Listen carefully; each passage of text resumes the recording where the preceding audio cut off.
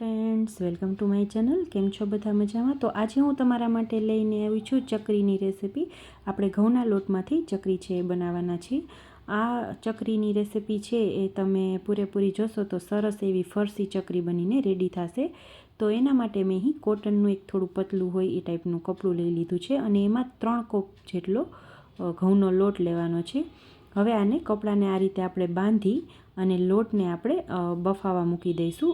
ઢોકળિયું છે એ મેં ગરમ કરવા મૂકી દીધું છે. એમાં પાણી એડ કરી અને એને ઉકળવા દેવાનું.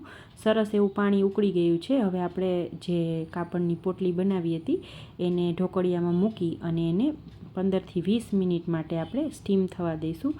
જો તમે કુકરમાં આ રીતે બાફતા હોય તો કુકરમાં રાખી અને એની 3થી 4 સીટી છે કરી લેવાની, તો લોટ છે સરસ એવો બફાઈ જશે.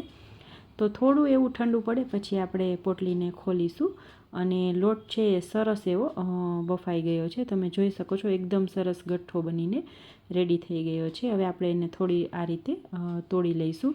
લોટ છે થોડો ગરમ છે એટલે હું આ રીતે તાવીથાની મદદથી એને તોડી લઈશ અને એને એકદમ ઠંડો પડવા દઈશું. ઠંડો પડે ત્યારબાદ આપણે એને ચાળણીમાં ચાળી લઈશું.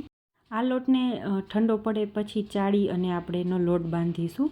ગરમ હશે ત્યારે એનો લોટ છે એ બાંધવાનો નથી, એ વાતનું આપણે ધ્યાન રાખીશું. તો લોટને ઠંડો પડવા દેવાનો. લોટ ઠંડો પડી જાય ત્યારબાદ હવે આપણે જે રેગ્યુલર લોટની ચાળણી આવે એમાં એને ચાળી લઈશું. હજી થોડા પણ તમને આ રીતે લોટના જે ગાંગડા દેખાતા હોય તો એને આ રીતે થોડા ભાંગી હાથેથી ભાંગશો એટલે સરસ ભાંગી જશે. અને લોટ ઠંડો પડી ગયો છે તો હવે બિલકુલ ગરમ પણ નથી લાગતો. આ રીતે તમે ઘસીને પણ ચાળી શકો છો. લોટને ચાળવાથી જે લોટમાં બફાતી વખતે આ રીતના જે થઈ ગયા હોય છે ગાંગડા, તો એ નહીં રહે અને આપણે જ્યારે એને સંચામાં પાડશું તો એકદમ સરસ ઇઝીલી પડી જાય છે. એટલા માટે આપણે લોટ છે એને ચાળી લેવાનો, જેથી તમે ચકરી પાડો તો એકદમ સરસ ઇઝીલી ચકરી છે એ સરસ પડી જતી હોય છે. તો આ રીતે બધો લોટ છે મેં ચાળી લીધો છે. તો અત્યારે આપણે મસાલા ચકરી બનાવવાના છીએ, તો આપણે મસાલા એડ કરી લઈશું. તો એમાં અડધી ચમચી જેટલું લાલ મરચું પાવડર લીધો છે. સ્વાદ પ્રમાણે મીઠું એડ કરી દેવાનું છે. અડધી ચમચી જેટલી હળદર એડ કરી દેવાની છે. ત્યારબાદ એમાં હજી હું તીખાનો પાવડર પણ એડ કરીશ. તો 1 ચમચી જેટલો તીખાનો પાવડર એડ કરી દેવાનો છે. આ બિલકુલ ઓપ્શનલ છે, તમારે ન નાખવો હોય તો તમે સ્કીપ કરી દો. 3 ટેબલ સ્પૂન જેટલી આદુ મરચાંની પેસ્ટ લેવાની છે. આ પેસ્ટમાં મેં આદુનું પ્રમાણ છે એ થોડું વધારે રાખ્યું છે, તમે તમારી ચોઈસ પ્રમાણે લઈ શકો. ત્યારબાદ 1 ચમચી જેટલા સફેદ તલ એડ કરી દઈશું અને 2 મોટા ચમચા જેટલું તેલ એડ કરવાનું છે. અત્યારે મેં ચકરી તળવા માટે જે ગરમ તેલ મૂક્યું હતું એ જ ગરમ તેલ છે એ હું આમાં એડ કરી રહી છું અને બધી જે ડ્રાય સામગ્રી છે એને આપણે સારી રીતે મિક્સ કરી દઈશું. મિક્સ કર્યા બાદ આપણે એમાં દહીંના વડે લોટ બાંધીશું.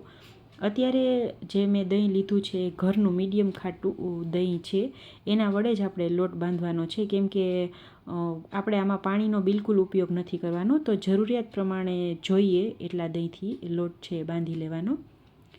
અંદાજિત મને આટલો લોટ બાંધતા 2 વાટકી જેટલું દહીં છે એ વપરાયું છે અને લોટ છે એ બહુ સોફ્ટ પણ નહીં અને એકદમ કઠણ પણ નહીં, એ રીતનો લોટ છે બાંધીને રેડી કરવાનો છે.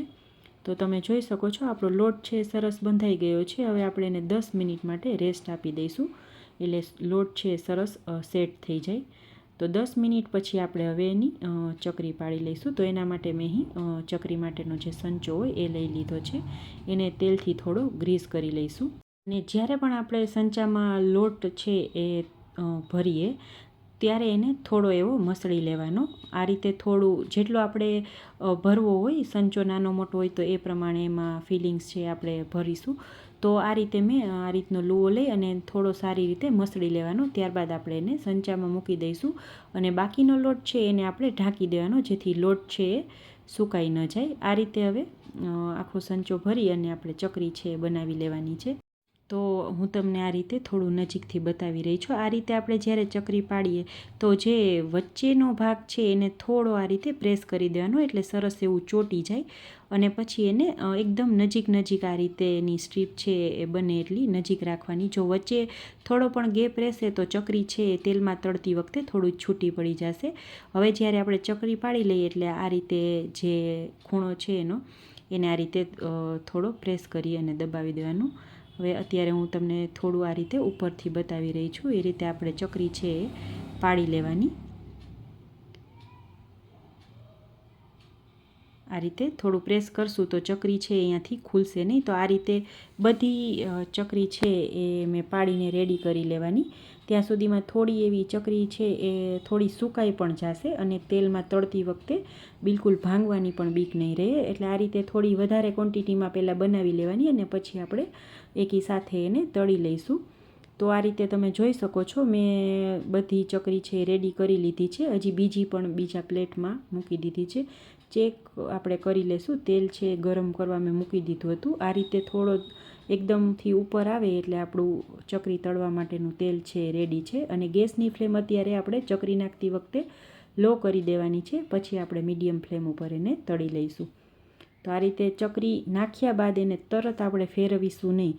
થોડીવાર આ જ રીતે એને તળાવા દઈશું અને થોડી એવી તળાઈ જાય, એકાદ મિનિટ જેવું થાય ત્યારબાદ આપણે એને આ રીતે પલટી નાખીશું.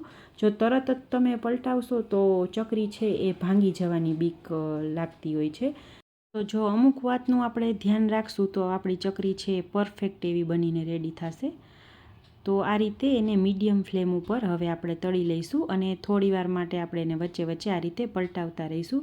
વારે વારે પલટાવવાની અને બિલકુલ જરૂર નથી. થોડીવાર માટે આ રીતે બંને સાઈડ પલટાવીશું એટલે સરસ એવી ચકરી બંને સાઈડથી ગોલ્ડન બ્રાઉન થઈ જશે અને ત્યાં સુધી આપણે એને તળી લેવાની છે. જો મારા આ સ્ટેપને ફોલો કરીને તમે ચકરી બનાવશો તો પહેલી જ વારમાં તમારી ચકરી છે એ સરસ એવી પરફેક્ટ બનીને રેડી થશે. તો આ રીતે બંને સાઈડ સરસ એવી ગોલ્ડન બ્રાઉન ચકરી છે એ થઈ ગઈ છે. તો હવે આપણે એને પ્લેટમાં કાઢી લઈશું અને આ જ રીતથી આપણે બધી ચકરી છે એ તળી લેવાની છે. ચકરીને તેલમાં નાખ્યા બાદ તરત જ એને ચમચો કે આપણે ઝારાની મદદથી ફેરવવાની નથી.